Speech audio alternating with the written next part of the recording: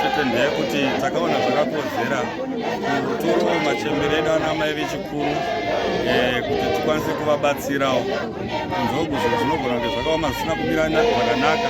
Tine kubatsira zvinoti tine mari esi takangotora machembera tinoona kuti ndo vakatipoteredza kapesowe redu vane misha iri midhuze mese takati chembere dzese ngadziuye kunoti tswinye zvishoma zvatinopiwa naMwari izvozvo kuti tigone kubatsirana.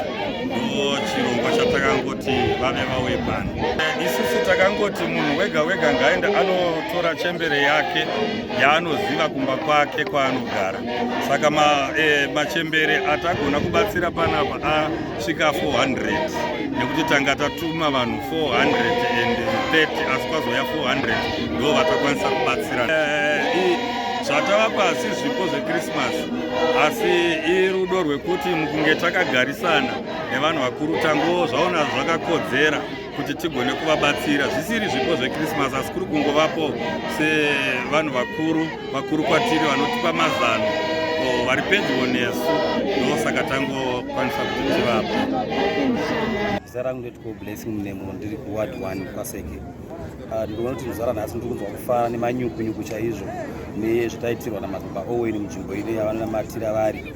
Vaona zvakakodzera kuti aiwa regai nditsvagewo chembere dzangu dzakandipoteredza ndikwanise kuti ndidzipewo zvikwanisiro. Ende zvinotifadza kana tichitarisa mamiriro akaita mataurira kuti semukuru wedu nyika mazuva ano kutaura kuti nyika inovakwa nevene vayo, nyika inonamatirwa nevene vayo. Saka tiri kuona kuti kufambirana pamwe chete nemakereke kuzadzisa zvirevo kana kuzadzisa vision 2030 yatinayo nemukuru wedu wenyika. Taona kuti tapuwa chikafu pano zviri kufambirana in line neNTS 1 yedu yekuti improving food household supplies. Saka tikuramba tichifara chiti ngatirambe tiri pamwe chete chivaka nyika yedu.